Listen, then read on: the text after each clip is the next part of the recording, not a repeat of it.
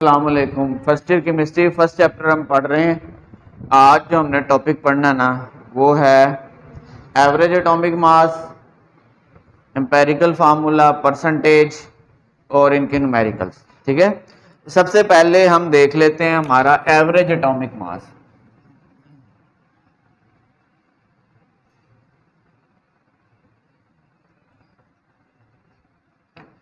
आपने relative atomic mass पढ़ा था, उसमें आपने जो मासेस पढ़े थे, जैसे हाइड्रोजन है, इसका आपने पढ़ा था 1.008 AMU। इसी तरह आपने वो पढ़ा था उसका ऑक्सीजन का 15.9994 AMU, और नियोन का आपने पढ़ा था 20.1797। मतलब ये देखिए, ये मासेस हैं, ये फ्रैक्शंस में है, इशारिये में है, इसमें डेसिमल पॉइंट और आगे तक चल रहे हैं। ठीक है, तो ये इनके एवरेज एटॉमिक मासेस हैं। क्या है? जो एवरेज एटॉमिक मास है ना, ये दो फैक्टर्स पर डिपेंड करता है। एक तो है नंबर ऑफ आइसोटोप्स, आइसोटोप्स की तादाद कितनी है, और जो सेकंड है ना वो है mass of isotope, number of isotopes and there relative abundance, ये दो चीजें। और नंबर ऑफ आइसोटोप्स में हम उसका मास ऐड कर देंगे, और जितने नंबर हैं वो सारे फार्मूले में ऐड। तो इन दोनों फैक्टर्स को यूज करके आप एवरेज एटॉमिक मास निकालते हैं। अच्छा, आगे ना एक एग्जांपल है, जो आपने कल एक ग्राफ पढ़ा था, याद हो? उसमें ये नियोन के आइसोटोप से 3 नियोन 1020 वाला था, एक नियोन 1021 वाला था, और नियोन 1022 वाला था, याद है? इसकी परसेंटेज कितनी थी? Relative abundance 90.92%। इसकी कितनी थी? 0.257। इसको बुक में राउंड ऑफ करके 0.26% कर दिया, और इसकी थी 8.82%। यही है ना? अब इन तीनों से हम एवरेज एटॉमिक मास निकालने लगे हैं, जो कि ये है एवरेज एटॉमिक मास। क्या है एवरेज एटॉमिक मास में? आप लिखेंगे एक आइसोटोप, उसका मास इनटू उसकी अबंडेंस, तो 20 इंटू 90.92 प्लस दूसरा आइसोटोप, उसका मास और उसकी अबंडेंस 21 इंटू 0.26 प्लस थर्ड और उसकी अबंडेंस 22 इंटू 8.82% डिवाइडेड बाय 100, क्योंकि ये परसेंटेज 100 में से। अब इसको आप सबको कैलकुलेट करें तो यू विल गेट 20.18 AMU। ये है एवरेज एटॉमिक मास। क्या है? ये बिल्कुल यही वाला देखें, 9 को आप राउंड ऑफ करें तो ये 8 हो जाएगा, 20.18। मजे की बात ये है कि ये नियोन का एवरेज एटॉमिक मास है। इतना मास सैंपल में किसी आइसोटोप का नहीं है, इसका भी नहीं है, इसका भी नहीं है, इसका भी नहीं है। तो ये कहां से आया? ये इन तीनों का मिक्सचर है। जितनी परसेंटेज, अब इसमें देखें सबसे ज्यादा परसेंटेज 20 वाले की है, इस वजह से ये 20 के पास पास। आगे समझ? तो ज्यादातर लेबोरेटरी पर्पस के लिए हम ये एवरेज एटॉमिक मास यूज करते हैं। आगे समझ? एवरेज एटॉमिक मास इनको चुप करा दें।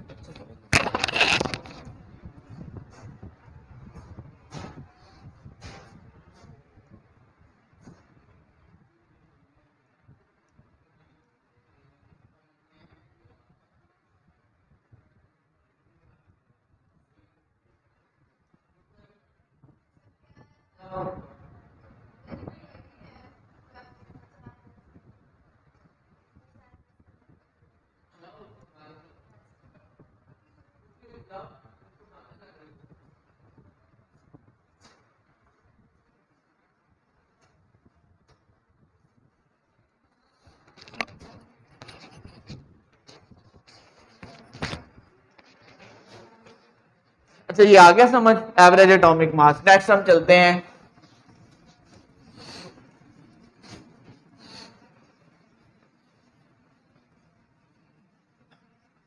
ये अब आपकी ना मैथमेटिकल केमिस्ट्री स्टार्ट होगी। इसमें अगर आपने कोई लेक्चर मिस किया तो आप खुद जिम्मेदार होंगे कि केमिस्ट्री आपको समझ नहीं आई। ठीक है, टाइम पे आया करो, जल्दी आया करो, छुट्टी बिल्कुल अलाउ नहीं, बिल्कुल अलाउ। अगर आपका कोई कस्टमर आ जाए ना, इधर ही ले आ करो, ऑफिस में बिठा के टाइम दे के ना करवा देंगे डीलिंग। नेक्स्ट देखें है एम्पेरिकल फार्मूला।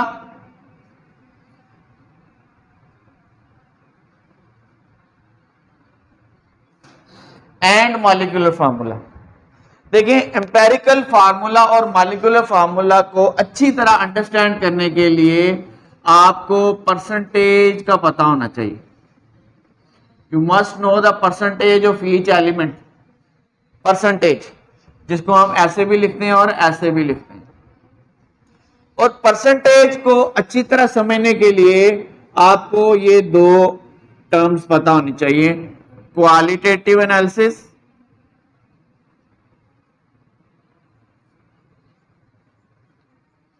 और क्वांटिटेटिव एनालिसिस।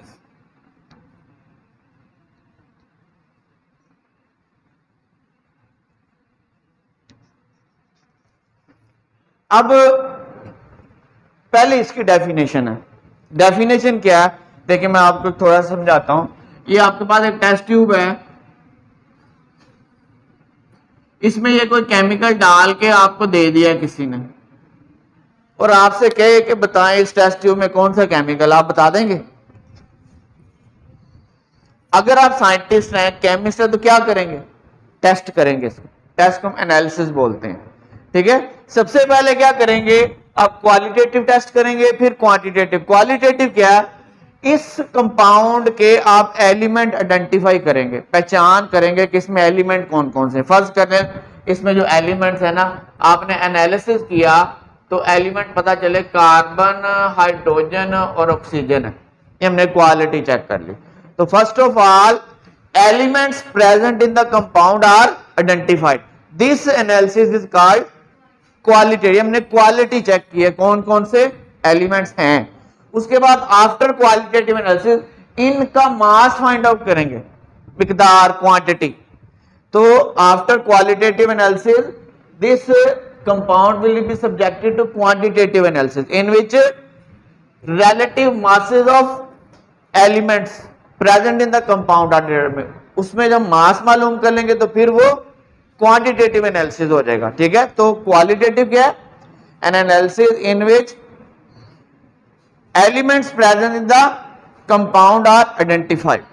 ठीक है, और क्वांटिटेटिव एनालिसिस क्या है, an analysis in which mass of each element present in the compound is determined। mass find out करते हैं। जब हम mass find out कर लेंगे तो हम इनके एटम भी फाइंड आउट कर लेंगे, तो फिर हम इसका फार्मूला भी निकाल लेंगे। फिर हमें पता लग जाएगा कि ये C के 6 हैं, हाइड्रोजन के 12 हैं और ऑक्सीजन के 6 हैं। फिर हम बता देंगे ये ग्लूकोज है।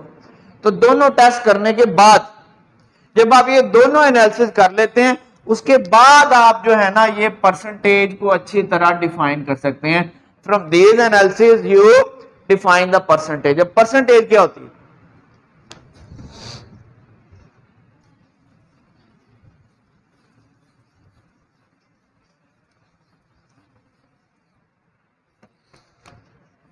परसेंटेज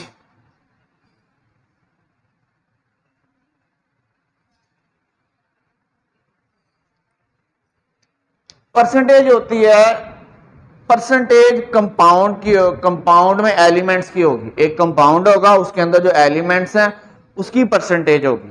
तो परसेंटेज की डेफिनेशन क्या है, the number of gram of each element present in 100 gram of the compound. Percentage आ गया ना तो 100 जरूर आएगा। आपके पास पूरे कंपाउंड का मास 100 ग्राम है, उस 100 ग्राम में से हर हर एलिमेंट कितने कितने ग्राम है वो होगी परसेंटेज। फर्ज करें 100 ग्राम कंपाउंड है, उसमें 20 ग्राम कार्बन है, तो कार्बन की परसेंटेज 20 हुई। तो क्या होगी definition, percentage of an element in the compound is the number of gram of that element present in 100 gram of the compound. ठीक हो गया, आ गई डेफिनेशन। अब देखें इसका एक फार्मूला है, percentage of an element is equal to mass of that element, जिसका इधर जिक्र किया, mass of that element in the compound, compound के अंदर, divided by mass of compound in 200 percentage बना दो। एलिमेंट का मास कंपाउंड में डिवाइडेड बाय कंपाउंड का मास इन 200, ठीक है। ये था। अब आगे ना एक न्यूमेरिकल है परसेंटेज के लिए, उसका जरा डेटा लिखवाएंगे। एग्जांपल नंबर मेरा ख्याल 2 है। पहला हमने एवरेज एटॉमिक मास वाला किया है, तो एग्जांपल 2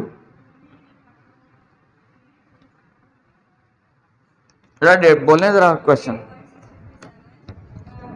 ये है, देखिए, मास ऑफ कंपाउंड। ये कंपाउंड का मास है कितना? 8.657 ग्राम। हाँ, वर्ड डीकंपोज में इसको इसके एलिमेंट में तोड़ा। आगे हाँ बस, मास ऑफ कार्बन, कार्बन का मास उसे कितना मिला? 5.217 ग्राम। आगे मास ऑफ हाइड्रोजन 0.962 ग्राम। आगे मास ऑफ ऑक्सीजन भी होगा कितना? 2.478 ग्राम। यही है ना? कैलकुलेट क्या करना आपने? परसेंटेज कंपोजिशन, यही है ना?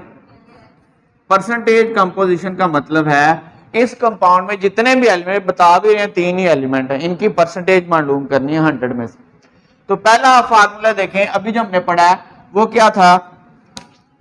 वो ये है कि परसेंटेज ऑफ कार्बन क्या होगा? Mass of carbon divided by mass of compound in 200। ये देखिए, परसेंटेज ऑफ कार्बन आ गई,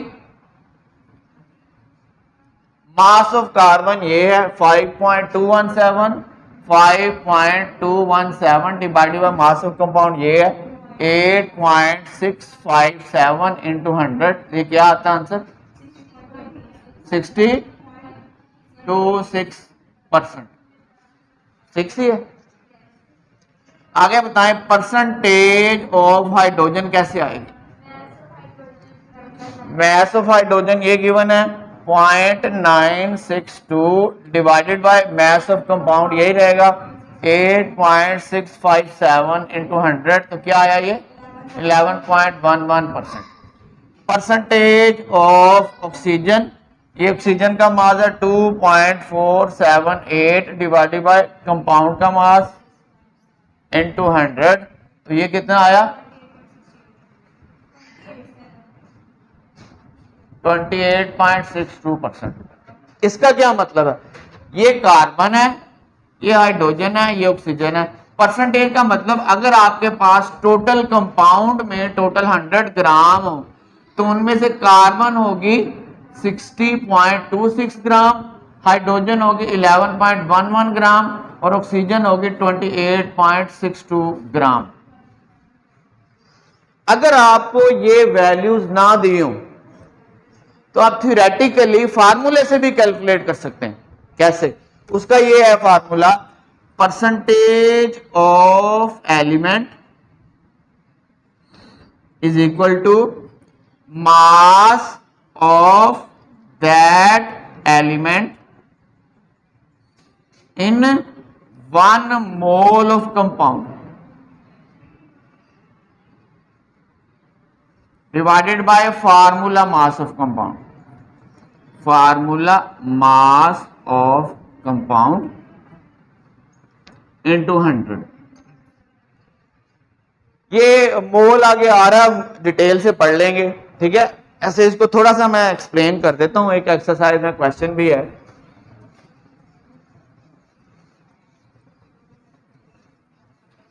ये देखें, ये ना अमोनिया है, इसमें आप नाइट्रोजन की परसेंटेज निकालें। या हाइड्रोजन की परसेंटेज, आपको कुछ भी नहीं गिवन, ना इसका मास है ना इसका, किसी का नहीं दिया, तो थियोरेटिकली आप इस फार्मूले से निकाल, कैसे, आपको पता है कि इस, अगर आपने नाइट्रोजन की परसेंटेज निकालनी है, परसेंटेज ऑफ नाइट्रोजन, तो क्या होगा, mass of nitrogen in compound, nitrogen कितना होता है 14, पता है ना, डिवाइडेड बाय पूरे कंपाउंड का मास 14 इंटू 1 इंटू 3 17 इंटू 100, ये क्या आएगा 81 या 2% आएगा जितना भी। तो इस तरह नाइट्रोजन की परसेंटेज, हाइड्रोजन की कैसे निकालेंगे, परसेंटेज ऑफ हाइड्रोजन, वो आएगी mass of hydrogen in the compound 1 into 3, वो 3 होगी, डिवाइडेड बाय टोटल इंटू 100, इस तरह भी परसेंटेज आ जाएगी। इसमें कोई मास नहीं गिवन, थ्योरेटिकली फार्मूले से निकाल लिया, ठीक है। अब फार्मूले की जगह पे अगर हम मोलर मास कर दें तो ये वैल्यूज ग्राम में होंगी, ठीक है। तो ये था आपका परसेंटेज और उसकी एक एग्जांपल।